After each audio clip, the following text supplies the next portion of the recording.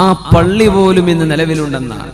അൽ മസ്ജിദുൽ അമവിയ്യ, അൽ മസ്ജിദുൽ അമവിയ്യ. ജോർഡാനിലൊക്കെ ടൂർ പോകുന്ന ആൾക്കാർ കണ്ടിട്ടുണ്ടത്. ഇന്ന് നിലവിലുള്ള പള്ളിയാണ്. ആ പള്ളി 10-600ഓളം കൊല്ലമായി അത് പരിപാലിക്കപ്പെട്ടു പോരാണ്, അതവിടെ നിലനിർത്തുകയാണ്. ആ പള്ളിയിലൂടെയാണ് ഇറങ്ങി വരിക ഈസാ നബി അലൈഹിസ്സലാത്തു വസ്സലാം.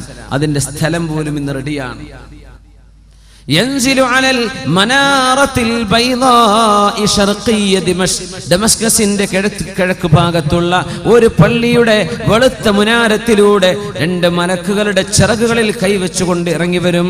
സുബഹി നിസ്കാര നേരത്ത് ഈസാ ഇബ്നു മറിയം അലൈഹിസ്സലാം അവരുടെ മുടിയിൽ നിന്നും കുളിച്ച വെള്ളത്തിന്റെ അടയാളം പോലോത്തത് യഖ്തുറു മിസ്ലുൽ ജുമാനി, മുത്തുപോലെയുള്ള തുള്ളികൾ അവരുടെ മുടിയിൽ നിന്ന് ഉറ്റിക്കൊണ്ടിരിക്കും. അങ്ങനെ മാലാഖമാരുടെ തോളിൽ കൈവച്ചുകൊണ്ട് മഹാനായ മറിയം ബീവിയുടെ പുത്രൻ ഈസാ നബി അലൈഹിസ്സലാം ആ ഡമസ്കസിന്റെ കിഴക്ക് ഭാഗത്തുള്ള പള്ളിയുടെ മുനാരത്തിലൂടെ സുബ്ഹി നിസ്കാര നേരത്ത് ഇറങ്ങി വരും. അങ്ങനെ ഇറങ്ങി വരുമ്പോ പള്ളിയുടെ ഉള്ളിൽ സുബ്ഹി നിസ്കാരത്തിന് ഇമാമ് നിൽക്കാൻ കാത്തിരിക്കുന്നുണ്ട് മഹാനായ ഇമാമുനാ മഹ്ദി റളിയല്ലാഹു അൻഹു. മുസ്ലിം ഉമ്മത്തിന് നേതൃത്വം കൊടുക്കാൻ പോകുന്ന ഇമാമുനാ മഹ്ദിയെ, മഹ്ദി ഇമാം അവിടെ ഉണ്ടായിരിക്കും. മഹ്ദി ഇമാം അവിടെ ഇരിക്കുന്നുണ്ട്. നിസ്കാരത്തിന്റെ നേരത്ത് ഈസാ നബി വരുമ്പോൾ ഫയഅരിഫുൽ മഹ്ദിയു, മഹ്ദി ഇമാം അവരെ കണ്ടാൽ തിരിച്ചറിയുമെന്നും റസൂലുള്ളാഹി സ്വല്ലല്ലാഹു അലൈഹി വസല്ലം അൽ മഹ്ദിയു മിൻ അത്റതി മിൻ ഔലാദി ഫാത്തിമ യുവാതി ഇസ്മുഹു ഇസ്മി വസ്മു അബീഹി ഇസ്മ അബീ ഖൽഖുഹു ഖൽഖി. എന്റെ ശരീരം പോലെ ശരീരമുള്ള ആളാണ്. നബി തങ്ങൾ പറയുമായിരുന്നു, മഹ്ദി എന്ന് പറയുന്ന ആൾ എന്നെ പോലെയുള്ള ആൾ. എന്റെ പേരുണ്ടവർക്ക്, എന്റെ വാപ്പയുടെ പേരാണ് അവരുടെ ഉപ്പയുടെ പേര്, മുഹമ്മദ് ഇബ്നു അബ്ദുല്ലാഹി. അല്ലാഹുവിന്റെ റസൂലിന്റെ തറവാടിലൂടെ വരുന്ന ഫാത്തിമ ബീവിയുടെ ഹസൻ ഹുസൈൻ റളിയല്ലാഹു അൻഹുമയിലൂടെ കടന്നു വരുന്ന ഒരു സയ്യിദാണ്, ഒരു തങ്ങളാണ് ഇമാമുനാ മഹ്ദി റളിയല്ലാഹു അൻഹു. വരുന്നത് കേരളത്തിൽ നിന്നല്ല, ഇന്ത്യയിൽ നിന്നല്ല, പക്ഷേ ഏഷ്യയിൽ നിന്ന്. ബുഖാരി ഇമാമിന്റെ നാടിനടുത്ത് കിടക്കുന്ന ഖുറാസാൻ, ഇന്നത്തെ ഇറാനിന്റെയും ഉസ്ബെക്കിസ്ഥാനിന്റെയും അഫ്ഗാനിന്റെയും ബോർഡറുകളായി കിടക്കുന്ന പ്രദേശത്ത് നിന്ന് ഇദാ റഅയ്തുമുർ റായാത്തിസ്സൂദ് മിൻ ഖിബലിൽ ഖുറാസാൻ ഫദ്നൂഹാ ഫഇന്ന മിൻഹുമുൽ ഇമാമുൽ മഹ്ദി. ഖുറാസാനിന്റെ ഭാഗത്ത് നിന്ന് കറുത്ത കൊടി പിടിച്ചൊരു സംഘം വരുന്നത് കണ്ടാൽ നിങ്ങൾ അവരെ പോയി സ്വീകരിക്കണേ, അവരിലുണ്ടാകും എന്റെ പൗത്രനായ മഹ്ദി, അവരുടെ ഉണ്ടാകുമെന്ന് അഷ്റഫുൽ ഖൽഖ് റസൂലുള്ളാഹ് സ്വല്ലല്ലാഹു അലൈഹി. അതുകൊണ്ടാണ് അവിടുത്തെ കുറെ സംഘടനകൾ, അഫ്ഗാനിലൊക്കെ പല സംഘടനകളും ഈ കറുത്ത കൊടി ഉണ്ടാക്കാൻ കാരണം. താലിബാൻ അടക്കം ഈ കറുത്ത കൊടി പിടിക്കുന്നത് മഹ്ദിയുടെ പക്ഷക്കാരാണെന്ന് വരുത്തി തീർക്കാനാ. അങ്ങനെ 30ഓളം കള്ളസംഘങ്ങൾ വരുമെന്നും റസൂലുള്ളാഹി സ്വല്ലല്ലാഹു അലൈഹി വസല്ലം. മഹ്ദി ഇമാം ഹജ്ജിന് വരുന്ന സമയത്ത് അവിടെ വെച്ചാണ് ലോകത്തുള്ള ആലിമീങ്ങൾ തിരിച്ചറിയുന്നത് ഇത് മഹ്ദിയാണെന്ന്. ഉമ്മ വെക്കുന്ന പേരല്ല അത്, ഉമ്മ വെച്ച പേര് മുഹമ്മദ് എന്നാണ്, വാപ്പയുടെ പേര് അബ്ദുള്ള എന്നാണ്. ഇത് മഹ്ദിയാണ്, മഹ്ദിയാണ്, ബൈഅത്ത് ചെയ്തോളൂ എന്ന് മാലാഖമാർ നിരന്തരം വിളിച്ചു പറയുന്നത് അവിടെ കൂടിയ 7ഓളം പ്രമുഖരായ ആലിമീങ്ങൾ കേൾക്കുമെന്നും അവരാണ് മഹ്ദി ഇമാമിനെ ബൈഅത്ത് ചെയ്യുന്നത്, അവരാണ് പ്രഖ്യാപിക്കുന്നത് ഇത് മഹ്ദിയാണ്. ആ മഹാനായ അല്ലാഹുവിന്റെ റസൂലിന്റെ തറവാടിലൂടെ വരുന്ന പുത്രൻ വരാൻ പോകുന്നത് യംലഉൽ അർള ഖിസ്തൻ വഅദിലാ കമാ മുലിഅതു ദുൽമൻ വജൗറാ. ലോകത്ത് അക്രമവും അരാജകത്വവും കൊലപാതകവും മർഡറും കില്ലിങ്ങും ലോകത്ത് വർദ്ധിച്ചുകൊണ്ടിരിക്കുന്ന കാലത്ത് നീതി സ്ഥാപിക്കാൻ വരുന്ന ആളാണ് മഹാനായ മഹ്ദി എന്ന് മഹാനായ അഷ്റഫുൽ ഖൽഖ് റസൂലുള്ളാഹി സ്വല്ലല്ലാഹു അലൈഹി. 7 വർഷം അവർ ഇസ്ലാമിക ലോകത്തിന് നേതൃത്വം കൊടുക്കും. ഒരു ഖലീഫയായി, അള്ളാന്റെ റസൂലിന്റെ ഖലീഫമാരുണ്ടായ പോലെ ഒരു ഖലീഫയായി, ലോക മുസ്ലിമീങ്ങൾക്ക് ഒരു അമീറായി ഇമാമുനാ മഹ്ദി 7 വർഷം നയിക്കുകയും ആ സമയത്താണ് അൽ മൽഹമത്തുൽ കുബ്ര എന്ന് പറഞ്ഞ മഹായുദ്ധങ്ങൾ നടക്കാൻ പോകുന്നത്. യൂറോപ്പുമായി, അമേരിക്കയുമായി. മുസ്ലിം രാജ്യങ്ങൾ തമ്മിൽ നടക്കുന്ന യുദ്ധം നടക്കാൻ പോകുന്നു. തഖ്തതിലു ഫിഅതാനി അദീമതാനി ദഅവാഹുമാ വാഹിദ. അൽ മൽഹമത്തുൽ കുബ്ര എന്ന മഹാനായ അബൂ നഈം അടക്കമുള്ള ആളുകൾ കിതാബുൽ മലാഹിം, മൽഹമത്ത് അന്ത്യനാളിനോട് മുമ്പ് നടക്കാൻ പോകുന്ന മഹായുദ്ധങ്ങളെ സംബന്ധിച്ച് പറഞ്ഞിട്ടുണ്ട്. ഇന്ന് നടക്കുന്ന ഒരുപാട് സംഭവങ്ങൾ ആ സാഹചര്യങ്ങളെ ഒരുക്കിക്കൊണ്ടിരിക്കുകയാണ്. ഫസാദുശ്ശാമി ഫസാദുദ്ദുന്യാ, സിറിയയിൽ പ്രശ്നമുണ്ടാകുന്നത്. ഫസാദുശ്ശാം, ഷാമിന്റെ പ്രദേശങ്ങളിൽ പ്രശ്നങ്ങൾ ഉണ്ടാകുന്നത് ലോകത്തിന്റെ അസമാധാനത്തിന് കാരണമാകുമെന്ന് പറഞ്ഞിട്ടുണ്ട് പരിശുദ്ധ റസൂലുള്ളാഹി സ്വല്ലല്ലാഹു അലൈഹി വസല്ലം. ബഷാറുൽ അസദിന്റെയോ അവന്റെ കൂട്ടാളികളുടെയോ ഭരണം മൂലമോ അല്ലാതെയോ സിറിയയിൽ നടന്നുകൊണ്ടിരിക്കുന്ന പ്രശ്നങ്ങൾ ഇമാമുന മഹ്ദി റളിയല്ലാഹു അൻഹുവിന്റെ വരവിന് ആക്കം കൂട്ടുന്ന സംഗതികളാണ്. ഫലസ്തീനിൽ നടക്കുന്ന പ്രശ്നം അതാണ്. ലിബിയയിലും ഇറാഖിലും ഈജിപ്തിലും നടക്കുന്ന പ്രശ്നങ്ങൾ, ഈ പൊളിറ്റിക്കൽ അൺറസ്റ്റ്, ഈ കാലഘട്ടങ്ങളിലാണ് ഇമാമുന മഹദിയെ മുസ്ലിം ലോകം പ്രതീക്ഷിച്ചു കൊണ്ടിരിക്കുന്നത്. യംലഉൽ അർള ഖിസ്തൻ വഅദ്ല കമാ മുലിഅത് ദുൽമൻ വജൗറാ.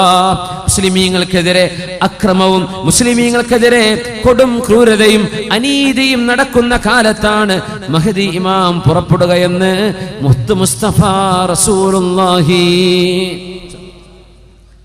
ഹബീബായ നബിയുടെ വാക്കുകൾ ഓരോന്നോരോന്നായി പുലർന്നു കഴിഞ്ഞ് നമ്മൾ കണ്ടില്ലേ? പരിശുദ്ധ ഖുർആനിന്റെ വാക്കുകൾ പുലർന്ന് നമ്മൾ കണ്ടില്ലേ? ഇനി പുലരാനുള്ള, കാണാൻ പോകുന്ന കഥകൾ, കാണാൻ പോകുന്ന സംഭവങ്ങൾ അക്കമിട്ട് പഠിപ്പിക്കുകയാണ് അഷ്റഫുൽ ഖൽഖ് റസൂലുള്ളാഹ് സ്വല്ലല്ലാഹു.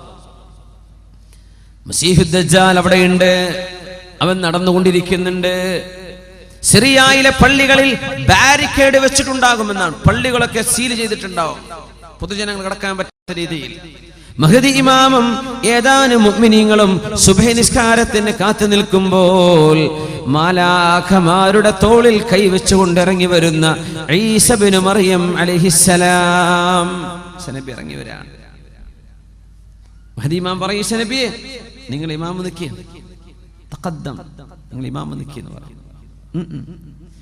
ഇമാമുക്കും മിൻകും, നിങ്ങളുടെ ഇമാം നിങ്ങളിൽ നിന്നുള്ള ഒരാളാവട്ടെ, ഞാൻ നിൽക്കില്ല, നിങ്ങളിൽ ഒരാൾ. ഫയതഖദ്ദമുൽ മഹ്ദിയു, അന്നേരം മഹദി ഇമാം മിഹ്റാബിലേക്ക് നിൽക്കുകയും ഈസാ നബി മഅ്മൂമായി ആദ്യത്തെ ഭൂമിയിലെ സുബ്ഹി ഈസാ നബി അലൈഹിസ്സലാം ഈ ഉമ്മത്തിന്റെ കൂടെ നിസ്കരിക്കുമെന്ന് റസൂലുള്ളാഹ് സ്വല്ലല്ലാഹു അലൈഹി വസല്ലം. പിന്നെയാണ് ഈസാ നബി അലൈഹിസ്സലാം മസീഹുദ് ദജ്ജാലിനെ തേടി പുറപ്പെടുന്നത്. ഫയറാഹുൽ മസീഹുദ് ദജ്ജാൽ, മസീഹുദ് ദജ്ജാൽ ഈസാ നബിയെ കാണും. ഫയദൂബു കമാ യദൂബുൽ മിൽഹു ഫിൽ മാ, ഈസാ നബിയെ കാണുമ്പോഴേക്കും ഉപ്പ് വെള്ളത്തിൽ അലിയുന്ന പോലെ മസീഹുദ് ദജ്ജാൽ വിറച്ചലിഞ്ഞുകൊണ്ടിരിക്കും. ഫയത്ബഉഹു, ഈസാ നബി അവനെ പിടിക്കാൻ വേണ്ടി പിന്നാലെ കൂടുകയും ഫയഖ്തുലുഹു ബിബാബി ലുദ്ദിൻ, ലുദ്ദിന്റെ കവാടത്തിൽ വെച്ച്, ഇന്നത്തെ ഇസ്രായേലിലെ ലുദ് എന്ന പട്ടണത്തിന്റെ ഗേറ്റിൽ വെച്ച്, ബോർഡറിൽ വെച്ച് മസീഹുദ് ദജ്ജാലിനെ ഈസാ നബി അലൈഹിസ്സലാം പിടികൂടുമെന്നും പരിശുദ്ധ റസൂലുള്ളാഹ് സ്വല്ലല്ലാഹു അലൈഹി വസല്ലം എല്ലാം കൃത്യമായി പറഞ്ഞു തന്നിരിക്കുകയാണ്. എന്നിട്ട് ഈസാ നബി ജീവിക്കും ഇവിടെ ഒരു 40 വർഷം കൂടെ. മരിക്കുന്നത് 73-ാമത്തെ വയസ്സിലായിരിക്കും. ആ കാലഘട്ടത്തിനിടയിൽ ഈസാ നബി അലൈഹിസ്സലാം കുരിശുകളെ തകർക്കുകയും വയഖ്തുലുൽ ഖിൻസീറ, പന്നികളെ വധിക്കുകയും.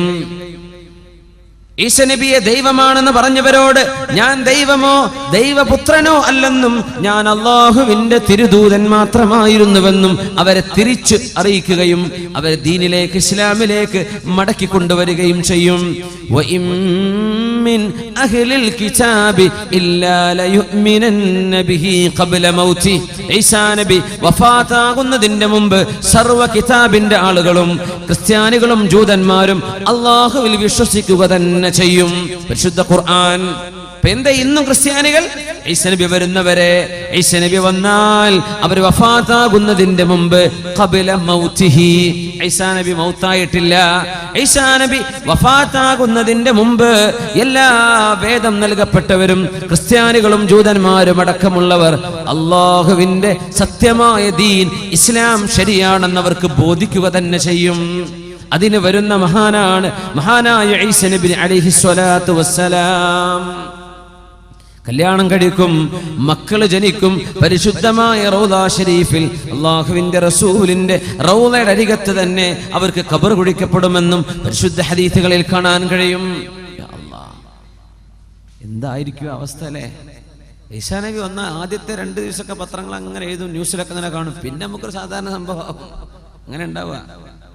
മസീഹ് ദജ്ജാൽ വന്നോ, പടച്ചോനെ വന്നോ, വന്നു എന്നതായിക്കഴിഞ്ഞാൽ ആദ്യത്തെ കുറച്ച് ദിവസം സർവ്വസ്ഥമാരും വേള തന്നെയാക്കാറ് എല്ലാ മെമ്പറിലും മസീഹ് ദജ്ജാൽ. പിന്നെ നമ്മള് അപ്പൊ അയാളിവിടെ ഉണ്ടല്ലോ, പിന്നെ അശ്രദ്ധയിലായി പോകുന്ന. സുബ്ഹാനല്ലാഹ്, ആ ഗൗരവം നഷ്ടപ്പെടുന്നു.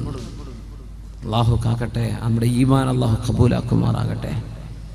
അതുകൊണ്ടാണ് അത്തഹിയാത്തിന്റെ അവസാനത്തിൽ പോലും വമിൻ ഫിത്നത്തിൽ മഹ്യാ വൽ മമാതി വമിൻ ഫിത്നത്തിൽ മസീഹിദ് ദജ്ജാൽ, അല്ലാഹുവേ മസീഹുദ് ദജ്ജാലിന്റെ ഫിത്നയിൽ നിന്ന് കാവൽ തരയണമേ. ദുആ ഇറക്കാൻ പറഞ്ഞു. അല്ലാഹു നമുക്ക് കാവൽ തരട്ടെ. ഈസാ നബി അലൈഹിസ്സലാം വലിയ ത്യാഗം ചെയ്യാൻ പോകുന്ന നബിയാണ്.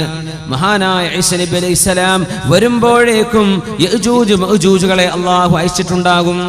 യഅജൂജ് മഅജൂജുകൾ സൂറത്തുൽ കഹ്ഫിൽ തന്നെ അവസാന ഭാഗത്ത് യഅജൂജ് മഅജൂജിനെ കുറിച്ചൊരു പരാമർശമുണ്ട്. ആ ആയത്താണ് ഞാൻ ആദ്യത്തിൽ ഓതി വെച്ചത്. ബിസ്മില്ലാഹിർ റഹ്മാനിർ റഹീം. حتى إذا بلغ بين السدين وجد من دونهما قوما لا يكادون يفقهون قولا قالوا يا ذا القرنين إن يأجوج